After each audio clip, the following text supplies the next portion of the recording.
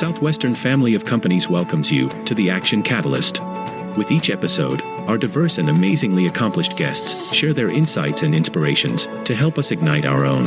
So let's invest attention, together, to breathe, to reflect, and refocus, and decisively defeat the voice that we call Mr. Mediocrity.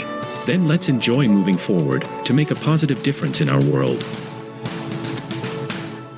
Are you interested in advertising with the Action Catalyst? Our listeners could be hearing about your brand right here, right now. For details, shoot us an email at info@theactioncatalyst.com. In honor of this year's Super Bowl, we've put together a special episode featuring the many guests we've been pleased to welcome to the show, all of whom have, however long or however briefly, had the honor of playing in the National Football League. We begin with Jim Steeg, former Executive Vice President and Chief Operating Officer of the San Diego Chargers from 2004 to 2010, and before that, he spent 35 years with the NFL, 26 of those in charge of the Special Events Department, where he became known as the man who branded the Super Bowl, expanding the event from a championship football game into a week-long extravaganza. In this clip, Jim addresses the way certain aspects of the modern event we know came to be, and evolved over the years. First Super Bowl I went to was Super Bowl 10 when I had just started to work for the Dolphins, and I sat in the corner of the end zone in the upper deck, and it was the biggest game in professional football at that point in time. It probably wasn't even as big as things that we had in Miami, the Orange Bowl or the Rose Bowl or things like that. It was a football game that was isolated. It was a championship game.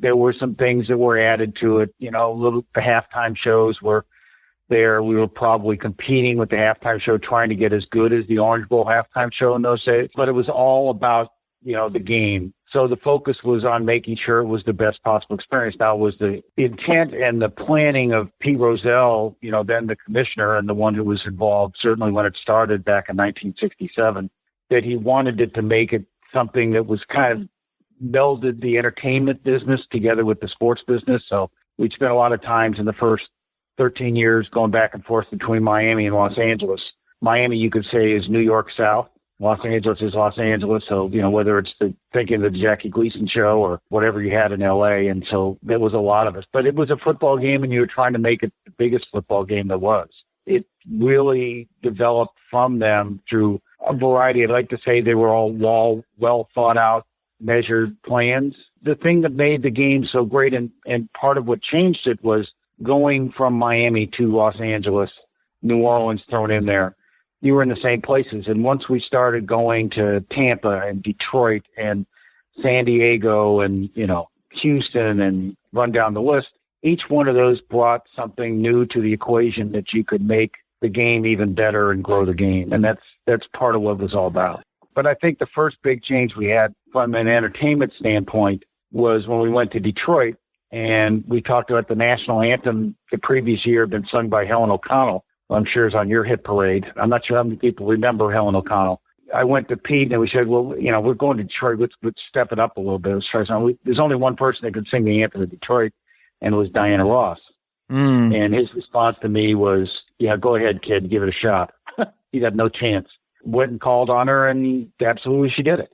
That evolved the anthem now from being, just somebody, to now all of a sudden being a star, a celebrity of major note that's out there, the Billy Joels and Barry Manilow's and, run down the list of those people that were chart toppers. But I think that shows the change in how that took place. And then the halftime show evolved because they weren't our partners at the time, but Fox ambushed us in 1992 with a show they called In Living Color, which went live during the halftime show and went right opposite us, trying to steal part of that audience. And we sat down the next year saying, well, we can't let this happen again. And so we went after what we thought was the biggest name in entertainment at the time, which was Michael Jackson. So that was the beginning of the change in the halftime show.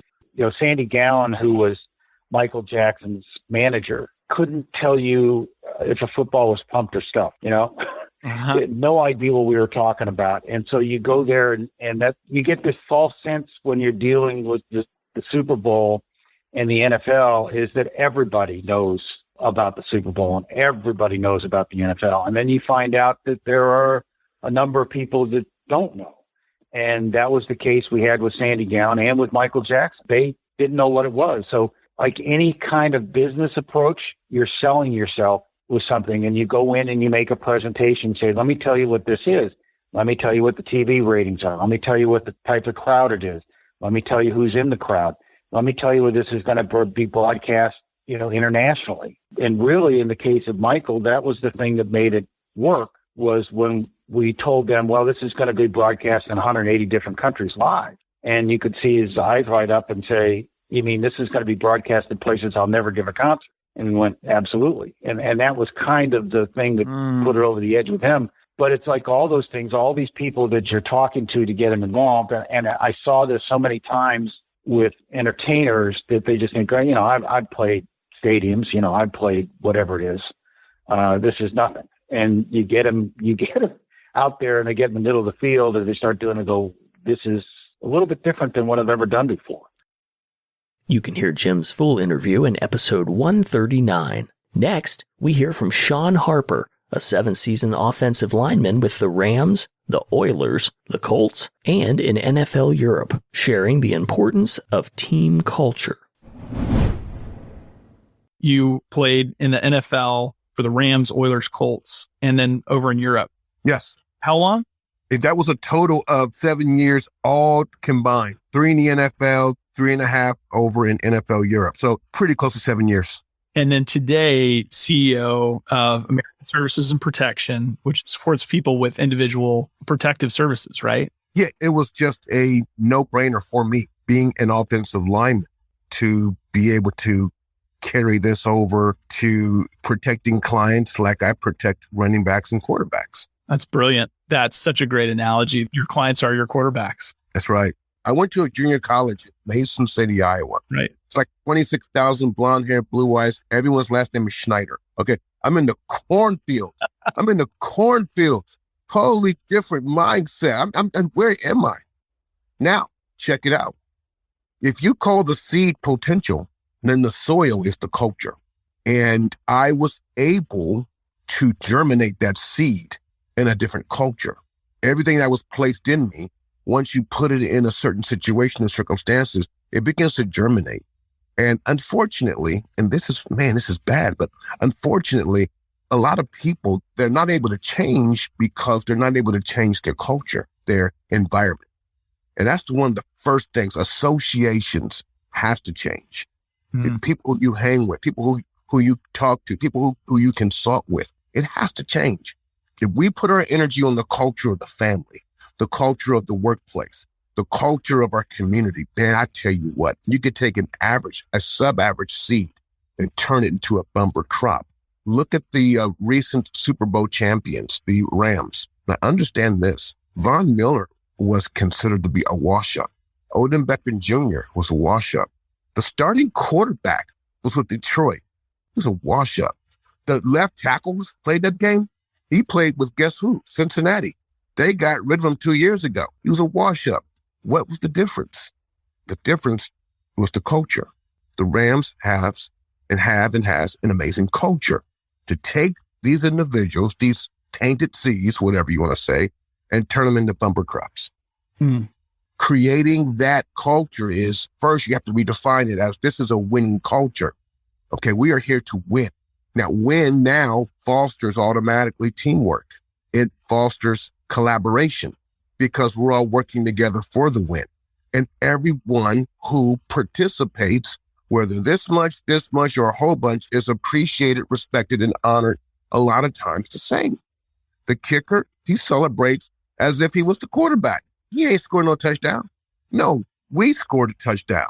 In the locker room, in the culture, the win is the win is the win. And everyone's excited and everyone participates in. And that's what has to be accentuated in corporate. What's going on with the PR? What's going on with HR? Are they winning? Well, then you ain't winning. The entire culture has to win together or we lose together, period.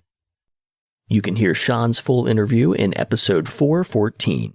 Next, we hear from Johnny Quinn, a professional speaker and former professional football player with the Buffalo Bills and Green Bay Packers, sharing his path to the NFL and the moment he considers the peak of his football career. a very successful college career, but nobody wanted to draft me on draft day. And so shortly after the NFL draft, I had my first free agent contract come in from the Buffalo Bills. I'm 22 years old. I signed a 3-year deal for $1.2 million. I am fired up to be in Buffalo if you're tracking with me. I've got a chance. And I remember getting to Buffalo, getting all of my NFL gear, to see my name in an NFL locker room. It was unbelievable. We get out to practice. I'm day 3 with the Bills, running routes, and snap, my hamstring goes. And I'm thinking, you've got to be kidding me. Day 3 into my childhood dream coming true, a hamstring injury? And so, the NFL, we joke around and say, hey, it stands for not for long. And boy, they had me on a flight back to Texas so quick. I was out of there. But that was the first time that somebody sat me down. They looked me in the eyes, crossed the table, and they said, Johnny, you're not good enough. We're not going to keep you around. We're not going to let you rehabilitate your hamstring. We do not think you can help us win. Today, we are cutting you. And when I heard those words, I didn't know how to process that, because I had a very successful high school career, very successful college career. I get to the pros and suddenly I'm not good enough. And so I came back to Texas. My agent found a new team the following year with the Green Bay Packers. And so I get to Green Bay when Brett Favre retired the first time.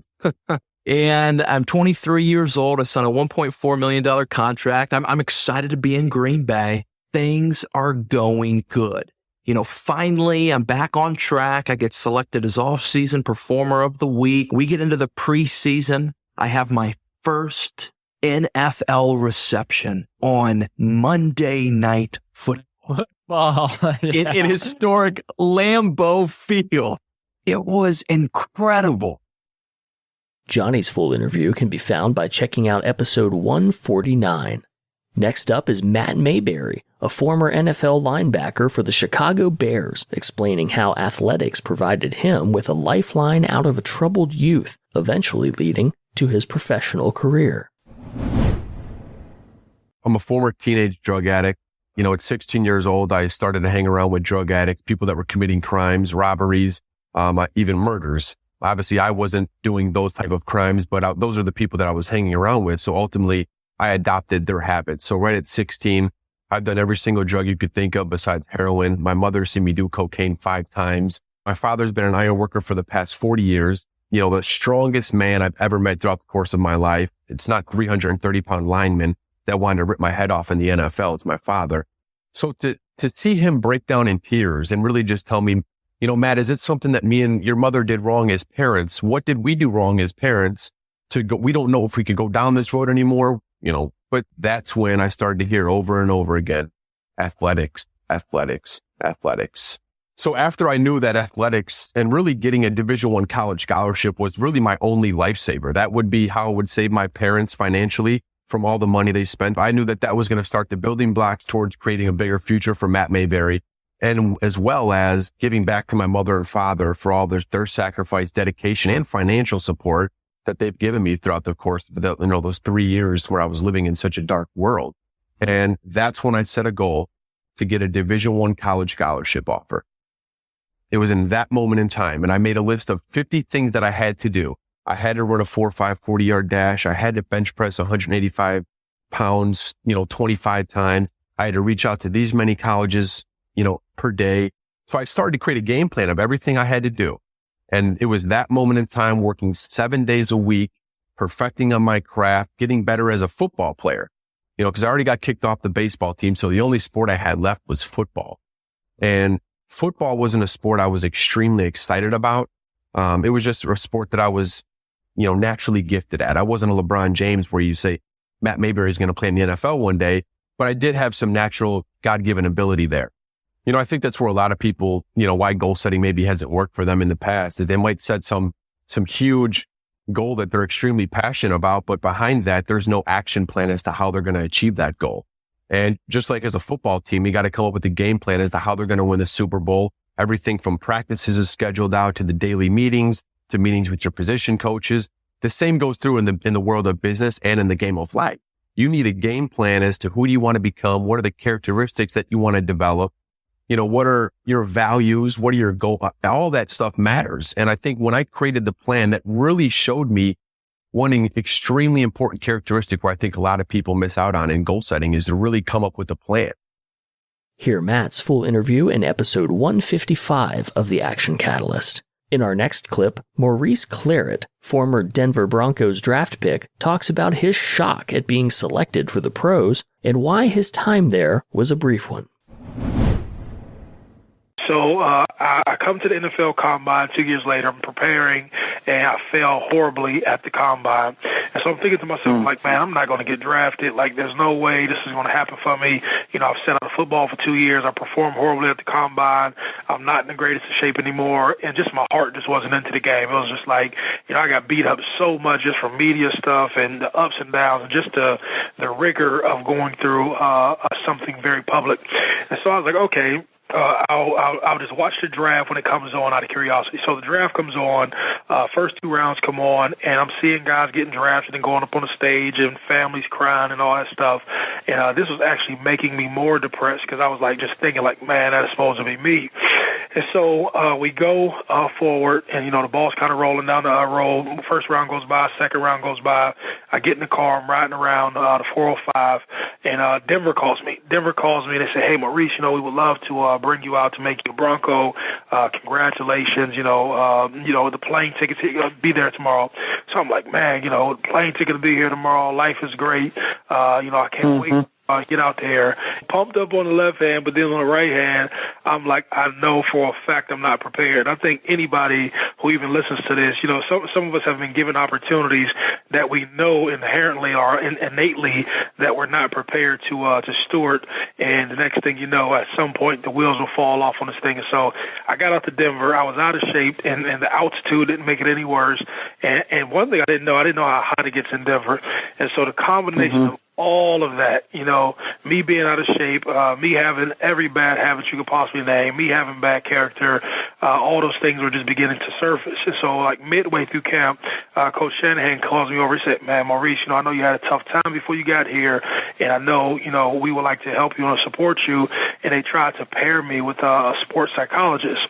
And so for me, I was like, man, I don't want no sports psychologist. Like, what is it going to help me to talk to this lady? You know what I'm saying? And just totally blew her off. And so we kept going on inside the season, and they tried to approach me again with the woman. So she set me down, and she was trying to figure out what was going on, and I just rejected her again and said, hey, lady, I don't want anything to do with you.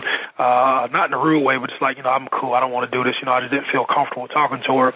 And so, the next thing you know, the preseason comes around. I don't get in the games. They kick me off the team, and then I'm back out to California, as a rejected free agent.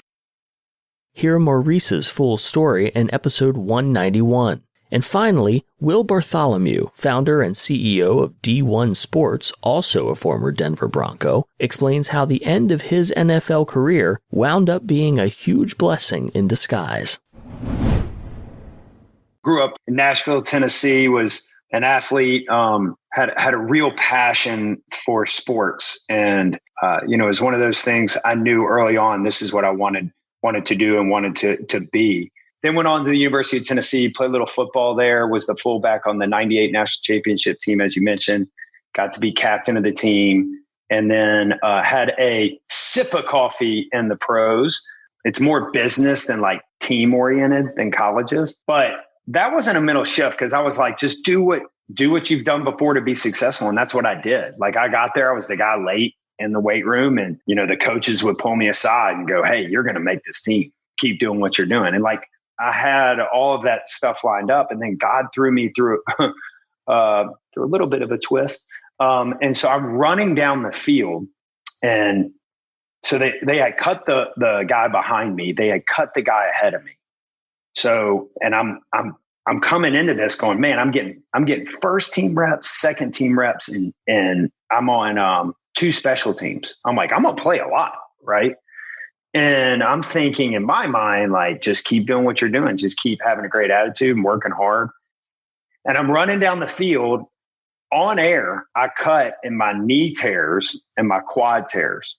I got my NFLPA number and I got to be in training camp, but I blew my knee out in training camp, which I thought at the time was the worst thing that could ever happen to me. And it felt like that for about 6 months. And then through that difficulty was birthed this business called D1. I wrote a business plan while I was laid up about a place to train athletes just like I had trained at the University of Tennessee, where you could have expert coaches. You could have someone coach you through nutrition, motivating environment, the loud music, all the great things that I loved. And that's what I set out to create. Will's full interview can be heard in part number 8 of the Action Catalyst's Redefining Possible bonus series. We hope you've enjoyed this episode and hope you enjoy this year's big game. Be sure to subscribe to receive the latest episodes the moment they are released, and you can listen to all of the episodes featured here at theactioncatalyst.com or wherever you listen to podcasts. If you enjoy this podcast, please make sure to subscribe. And to stay updated on everything that the Action Catalyst is up to, make sure to follow us on Facebook and Instagram at Action Catalyst Podcast and on Twitter at Catalyst_Action. And thanks for listening. Newsly is an all-in-one audio super app for iOS and Android. It picks up the top trending articles on the web on topics you choose at any given moment and reads them to you in a natural human voice.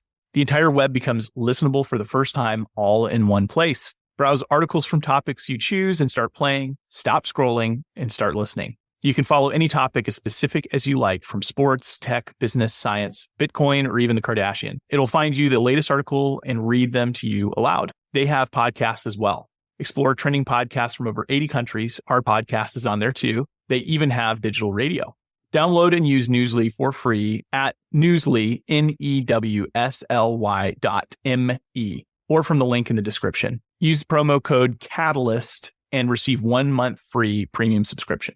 Alrighty, folks, welcome to the Transacting Value Podcast, where we discuss the value of values with guests of varying backgrounds and perspectives that we then nest over shared values. Now, we may not always agree as humans, but we have to maintain a common understanding that each of us is experiencing life from different places around the world in various settings that culminate in our unique and different perspectives. Now, we are all living that process at the same time. So, to better identify the character of your character, join us every Monday at 9 a.m. Eastern Standard Time as we enrich each other's lives through mutual respect, civility, and transacted value.